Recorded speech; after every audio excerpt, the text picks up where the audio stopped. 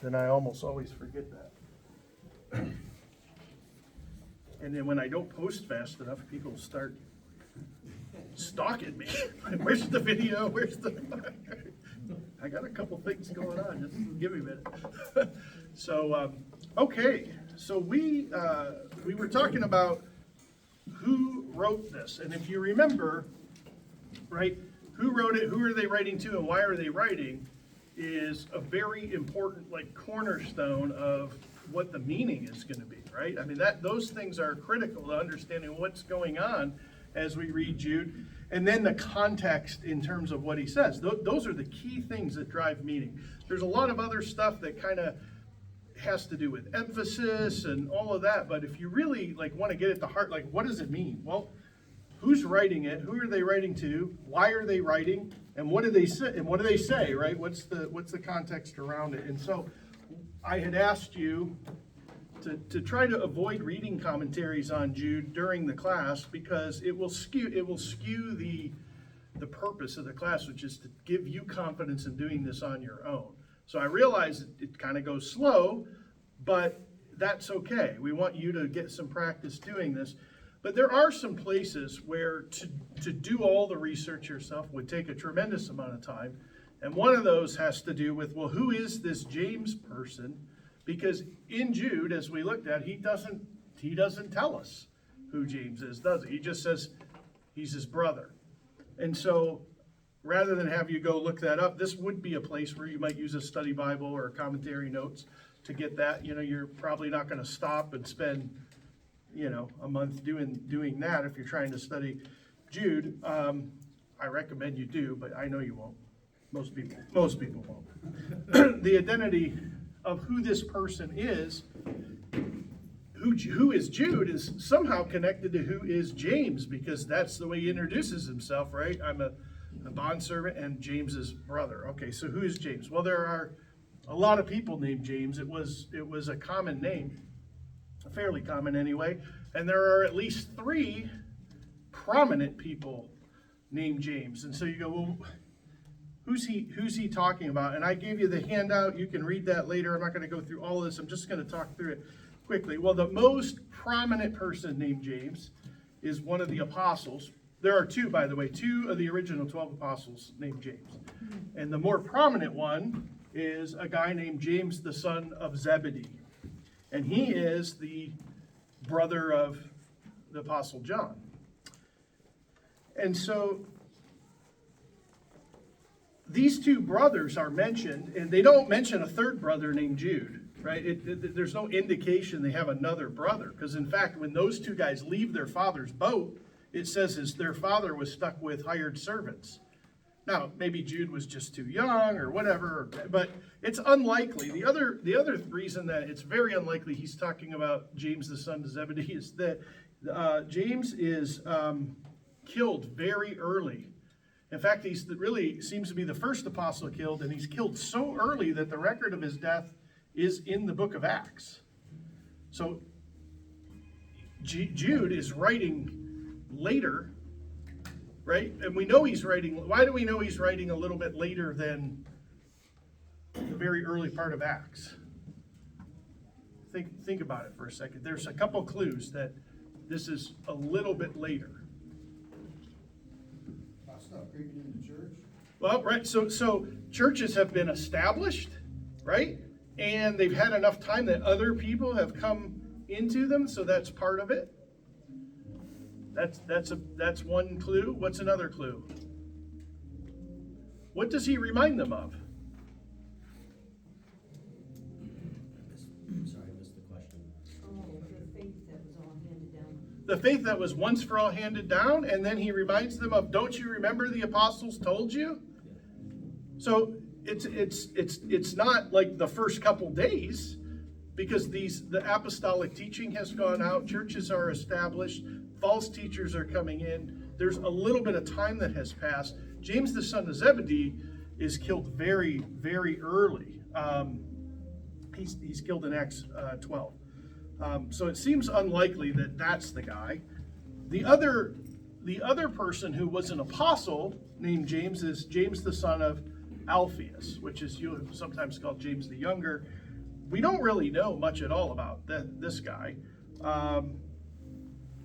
It could be this guy, right? It could be. It's possible that this other apostle may have planted this church. We don't really know, but here's the thing about James, the son of Alphaeus. When Jude says, I'm the brother of James, he doesn't explain who that James is. Now, if James, the son of Alphaeus, is known, like very well known to them, maybe he wouldn't need to. So we can't say for sure it's not him, but he's not a very prominent figure, right? Like if I told you, my favorite musician is, like what musician you like? Bill. Which Bill who? But if somebody said Prince or Madonna, this James the son of Alphaeus doesn't appear throughout the New Testament as like a first name James. That's all you got to tell us about the guy, right? It just doesn't appear that way. So we go, okay, maybe it's him, maybe it's this guy, but let's see if there's anybody else. And there's a third James, which is a very well known James, and somebody who a lot of the people in the early church would have known, and that is somebody named James the Just. He was very highly respected. In fact, in Galatians chapter 1, when Paul's talking about his ministry, he says that after he spends time with the Lord, he goes to Jerusalem, where he met with Peter, James, the Lord's brother. And this is what it says. Then after 3 years, I went to Jerusalem to visit Cephas, who's Peter, and remained with him 15 days. But I saw none of the other apostles except James, the Lord's brother. So now, James, the Lord's brother, was not one of the original 12 apostles. In fact, we find out in John that his brothers didn't believe in him. But this James is so prominent that when Paul is talking about who he met in Jerusalem, he refers to him as among the apostles. And so this guy's a pretty prominent figure. He's the head of the church in Jerusalem, which is the mother church of all the other ones, right? I mean, not that it was like structured like a Catholic church or anything, but that's where it started. It was the biggest congregation, the first congregation, right? Some people say that this reference to the Lord's brother could be used for cousins. That's unlikely in this context. They have their own reasons why they want to say that. They want to protect the perpetual virginity of Mary. It's clear that Jesus had brothers. Some say that it's his spiritual brother. That doesn't make sense because all of the people Paul mentions are his spiritual brothers. Why would he mention that guy? And not as his own brother, but as Jesus's brother. Doesn't make a lot of sense. So we have this third James who is very prominent. And if you had said in the early church, at least based upon the documents we have, James, this is who people would think of. But he's not one of the original 12 apostles, but Paul says that he's an apostle. And so why is that? Well, I don't want to get into this here, but if you study this, you can read it in the notes. The word apostle is used in the New Testament for people other than the original 12 apostles. The word apostle means someone who's sent out, and it's used more broadly than capital A, apostle. And so here we have this guy who's very prominent in the New Testament. He would have been known to most early Christian churches. He's very well respected, and it seems more likely that if you were just going to say James, that this is the guy you're talking about than James the son of Alphaeus. And so it's likely, we don't know 100% sure, but it's likely that Jude is this brother of James, and that they're both then what? Brothers of Jesus. So Jude is probably Jesus's half-brother. But here's the interesting thing. He doesn't introduce himself as the brother of Jesus. He introduces himself as the brother of James. So why would he do that? That's a question we don't, we will have to explore. Paul, you had a thought on it? Like a humbling way to. Maybe. Well, I think if we really think about what he's addressing in the letter, it might make sense as to why he's being humble about that. But Because James is still alive and Jesus isn't. James still has a Jesus is still alive. I sit corrected. He's no longer walking though. Yeah, well, they saw him and stuff, so he would, but yeah, I know what you're saying. But I think it is possible that these folks they know James, they have something to do with him. Maybe he's somehow involved with that church. We don't know for sure, but it is an interesting question. So I'm just going to stop there on that. You can read those notes, but it is interesting then that you have this guy Jude, who is, I mean, if he's Jesus's brother and James's brother, you know, he would have access to a lot of information about what's going on in the churches, wouldn't he? Right? And so it fits better. We don't know for sure, but it seems to fit better. So, any questions on that before we move on? Okay, I don't think you probably don't realize how much information you already have. Like, we haven't even started to look at the structure and everything, but let's just review some things, because I think you have already, if you were all writing your own commentary, if this group was writing its own commentary, you'd already have several pages of information. So first of all, what kind of literature is it? It's a letter. How do you know it's a letter? Yeah, it's in the form of a first century Greco-Roman letter. There's the author, there's the recipients, there's the greeting, followed by an argument, exhortation, closes with it's a letter, right? What was the purpose of this letter? Remember, you identified this a few weeks ago. Where is that found? Yeah, verse 3. He specifically tells us his purpose. I felt the necessity to write you appealing that you contend earnestly for the faith which was once for all handed down to the saints. Is he just writing to inform them? No. He's encouraging them. He's correcting them. He wants them to do something. What does he want them to do? To stand firm, contend for the faith. To contend, right? This word contend, you guys talked about it when Chris was up here. It literally means to fight. To fight for the faith. You know, stand your ground, fight for the faith. So when we look at the purpose of this, in light of the occasion, what was the occasion? What triggered it? Remember? We talked about this a few weeks ago. People were infiltrating. Yeah, verse 4, right? People were coming in. So when we think about what he's telling them to do and why he's telling them to do it,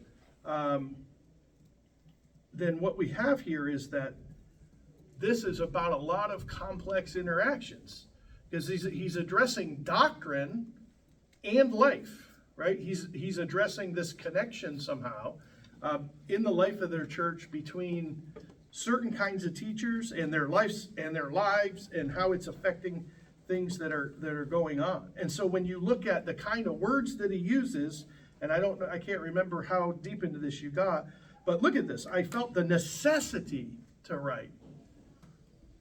So remember, he was going to write about something else, but now I feel what kind of word is necessity? Strong word. How else could you say that? I have to. Necessity means you don't have a choice. It has to be done. This hits me as a warning too, warning on to stay aware of what's going on. Yeah, sure. He feels an urgency to address what is happening. There's an urgency, but it's so just the word it has to be done. It must be done. And what must be done? What was it he must do? Appealing. What kind of word is to appeal? I felt it necessary to write to you, not to send you my grocery list, but to appeal. What is an appeal? No. To tell somebody? It's more than that. Like you're almost begging them to. Curtis, Tell them to do something. tell them to do something. Isn't that You're almost begging them. You're like almost, but like, you have to do this. Please do this. You see, like, he has necessity bearing. I have to tell them that they please need to do this. Do you see this urgency, Diana, that you mentioned there? To do what? To contend, to exert energy. Just in this one sentence, you begin to see a framework for what's going to happen in this letter, right? This isn't like, yeah, hey, if you get a minute. Like, I was going to do something completely different. And I have to do this first. And what do I have to do? Please, would you please fight this? Stop this from happening. Right? Do you see the tone of that? Just the urgency and the stakes of this? Right? So you already know a lot about, without even knowing what the letter says yet, you already know a lot about what is going to happen in this letter. Or at least what he wants to have happen in the letter. Okay, and then who is he? What did we learn about who he is? You guys uncovered a lot of information, probably more than most people think is even there, about him. So he's a servant of Christ, right? He's a believer. He's the brother of James, verse 1. Yeah, he's exercising oversight in some sense, or at least is concerned about those kind of issues. What about this reference to himself as a servant? Where do we see that in the Bible? I don't know if we talked about this much.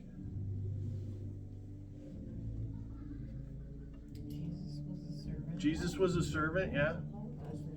Paul uses this term a lot. Does it come, what about the Old Testament? Do we see this in the Old Testament?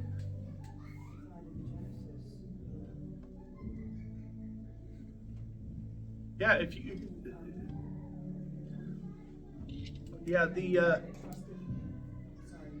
ahead. Trusted to offer up his son. Yeah, well, you're getting in, yeah, that's like a very specific application. But the word servant is a common term in the Old Testament to refer to what? To refer to God's people, right? And in the New Testament, that word servant, a bondservant of Christ, always refers to a believer, right? And if somebody mentioned, if you look at Paul's logic in Romans, for example, we go from being servants of, enslaved to the devil, right? In sin, to servants of Christ. So this idea of servanthood, which is really slavery is the word, is doulos. It's not just like a servant like your maid. It's he's saying I'm a slave. Now why don't they translate it that way, do you think? Because there's slaves to men too.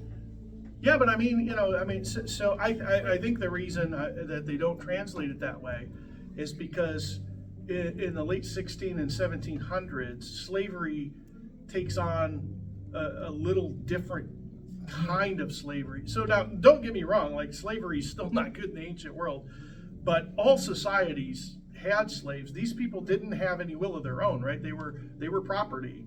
They didn't own anything. They had to do, so I mean, I'm not saying it's like what we would aspire to, but it's different from the kind of chattel slavery that we see in the United States, for example. And so they don't translate it slavery because when people hear that word, they're thinking of racial slavery, and this is a little different. Being done something without your will, or being, you're bought and you're owned and you're not. You have no choice. You have no choice. But that is what it means in the ancient world. That is what he's saying. Slavery is. Yeah. Yeah, that's what that is. But Right. so being a servant of the Lord is that you have willingly gave yourself to him. No, the word he's using is slavery. I don't have a will of my own. I But do what the servant? Lord. No, You're it's still doing the his word. will. Yeah. What he's saying is I'm a slave. Right. I don't have my own will. My will is to do what my Savior says to do. I don't set my own agenda. I don't own anything that I have. That's what he's saying. So that is the same in the ancient world and sort of, in modern slavery. So this is a complete, you cannot humble yourself more than this, right? You can't humble yourself any more than that. So with being a servant, you're being more humble? They translate the word servant, but the word in the Greek there is slave. Slave, okay, I get it. Joseph, what? Right. Same idea. So, but it's important to recognize two things. When he says that about himself, he's not operating with like slavery like we had in the Confederate States. It doesn't have a racial component. It doesn't have an industrial kind of component. But it still is somebody who has no will of their own. They are owned. They have no property. They're not allowed to make decisions for themselves.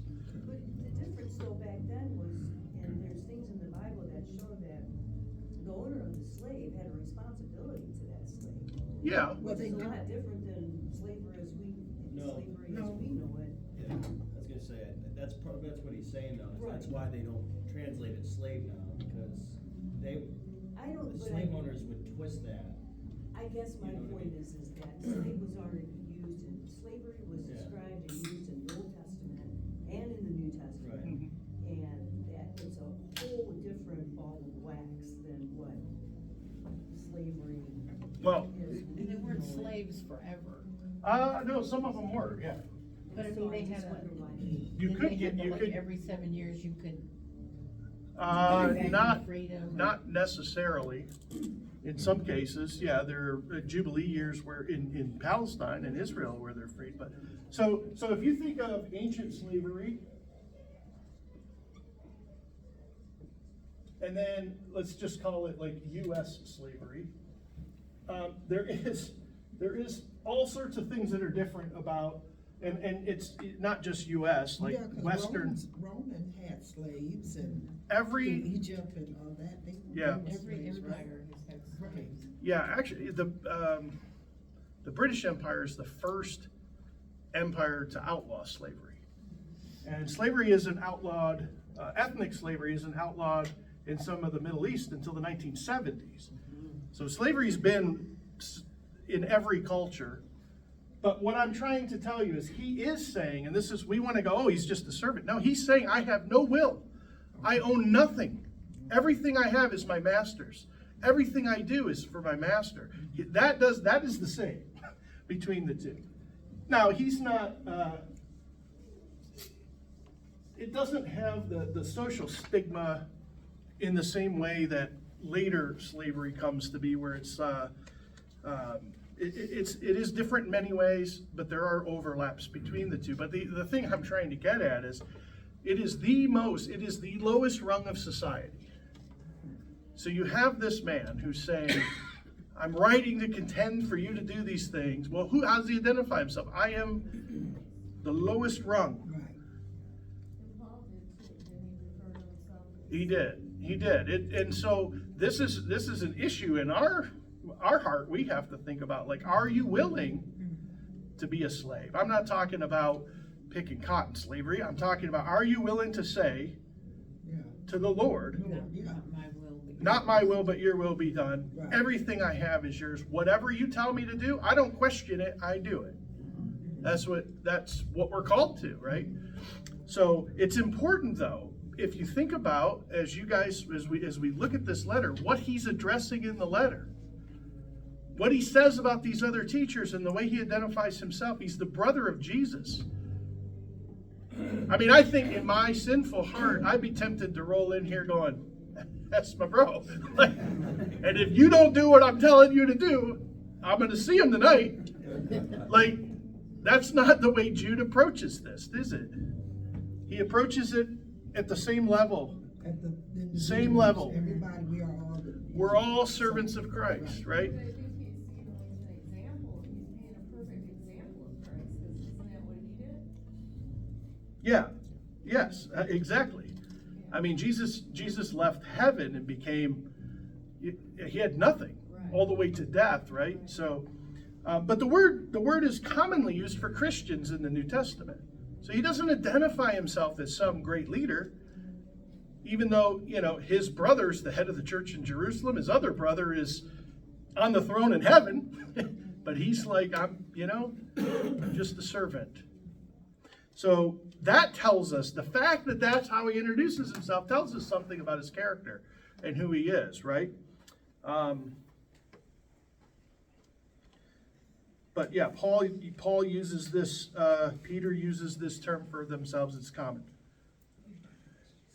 He doesn't, if you did the homework at the beginning and read all the other introductions, Matt, you did, and what did you know? Is this the same or different from most of the other ones? Not to put you on the spot. You're on the spot. You don't have to answer. I just noticed that they were different. They're different, right? They're different.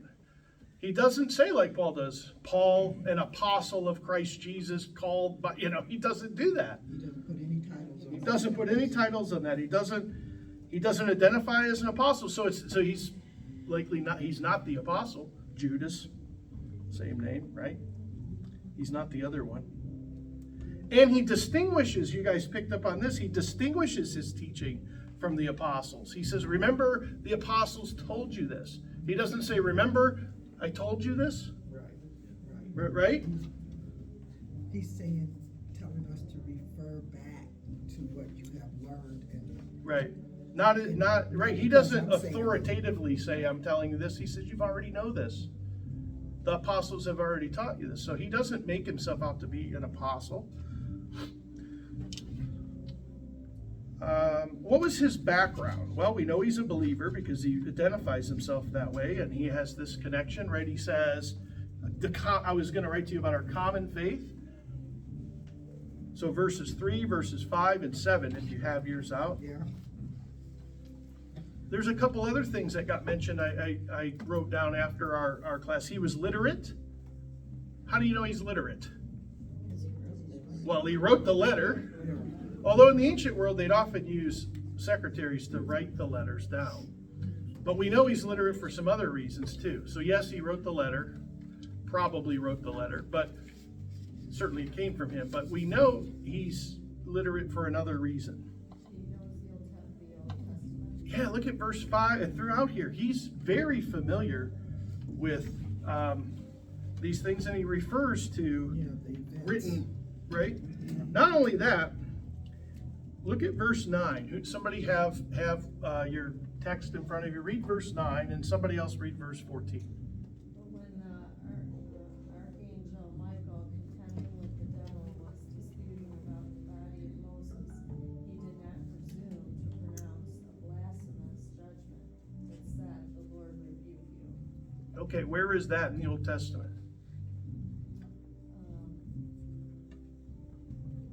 This is a trick question. What about?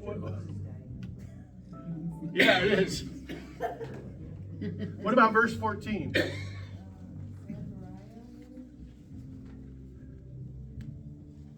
What's verse 14 say again? Read it. It was also about these men that Enoch, in the seventh generation from Adam, prophesied, saying, "Behold, the Lord came with many thousands of his holy ones." Yeah, neither of those are in the Old Testament. He's familiar with intertestament literature. He's referring to other things.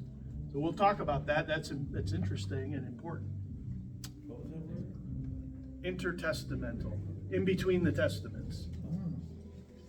He's referring to things that were written after the Old Testament ended, before the New Testament started.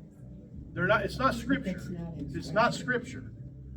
But he's familiar with it. He's a literate man. He has access to different kinds of teachings.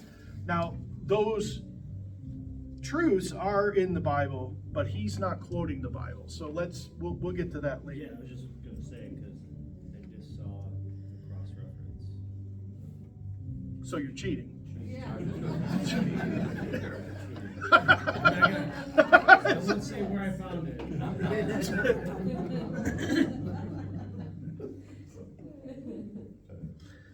He's also familiar with documents that are extremely early New Testament documents that were not even included in the New Testament, because that hadn't even happened yet, because he quotes from some things. Verse 18, for example.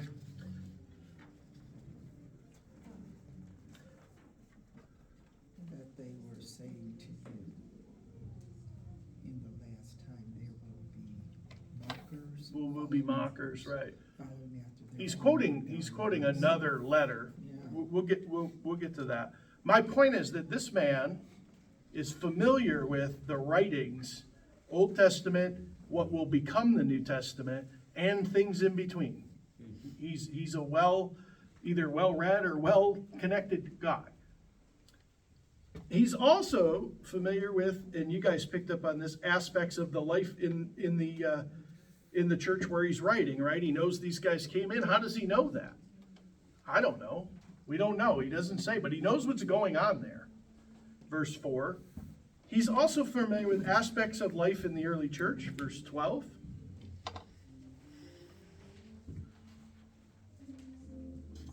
You see all of that? There's a lot of information here that you guys have already. Sometimes you've just made an offhand comment, and I've written that, like, okay, I'm going to write that down, because you just in your conversation uncovered all kinds of interesting things that when we get to interpreting, you're going to go, well, wait a minute. You've got a whole toolbox full of stuff to go, wait, is this relevant? Some of it may not be relevant, but some of it certainly will be very relevant. Maybe he was a student of some, obviously somebody well learned, sat under. Well, his brother is pretty well learned. Right. But I mean, I don't know the age difference. Right, but Saying- yeah, I don't know if his parents said, James, you go to school, Jude, just, cut the grass. Yeah. Maybe. I mean, but yeah, he's familiar with a broad body of literature. Did you guys look at when did he write?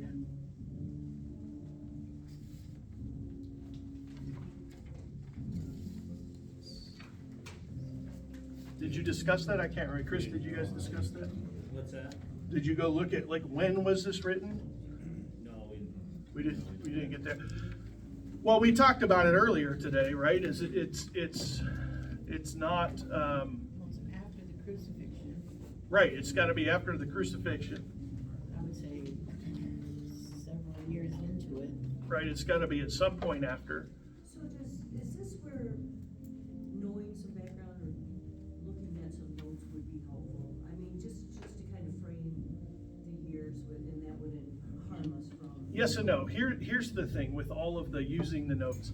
Do the work first. So I'm trying to teach you how to do the work. Now, if you were just studying this later at home, first thing I would say is look through the letter to see if there are any clues as to when he's writing it. Write those down. Then you go, okay, I'm going to go and look and see what they say. Does that match up? Does that make sense, right? Does it connect? So we know that we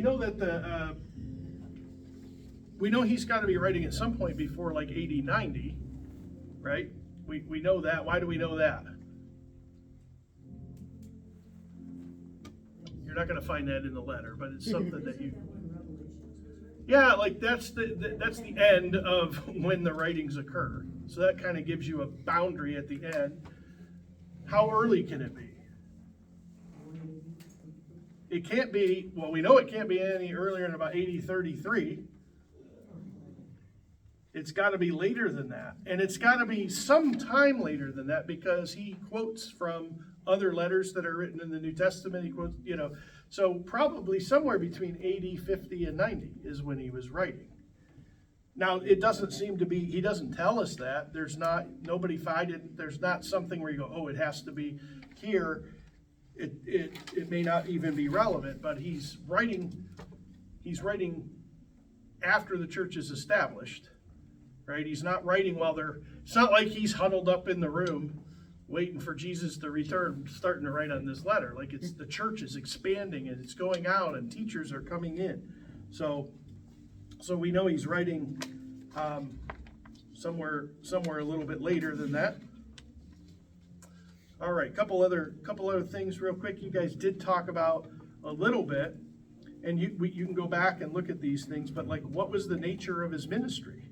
We talked about this over and over, right? He's concerned about the teaching. He's concerned about the integrity of the fellowship, verse 4. He's concerned about the holiness of the church, verses 20 and 21. He wants to make sure he's encouraging the faithful. He's concerned about that, verse 24 and 25. He's concerned about discipleship and discipline, verse 22 and 23. I'm putting a little more specificity around the conversations that you guys had. And so one of the things I would suggest is, write the verses down. When you go, oh, he's concerned about this, write that down, because you want to be able to go back and look. Not a big deal in Jude. If you're studying Romans, you're going to go, wait, where was that, right? So we also talked about what his relationship was with the original recipients. He has some connection to them. He shows pastoral care in how he addresses them, but we don't know exactly, do we? We don't know exactly what his relationship is. Okay, so I just want to encourage you. You have already uncovered a ton of information that normally you would probably have looked up and read in a study Bible and went, oh, okay. And it feels like forever, but you've probably done, 2 hours worth of work in the letter? And we haven't even gotten into the meat of it yet. There is so much information you can get just by slowing down, looking carefully, and asking these questions. So next week, I will be traveling, but you can do this work as a group. Start to look at, well, who's he writing to? What were their circumstances? What do we know about them? Right? What's going on? Who are these people?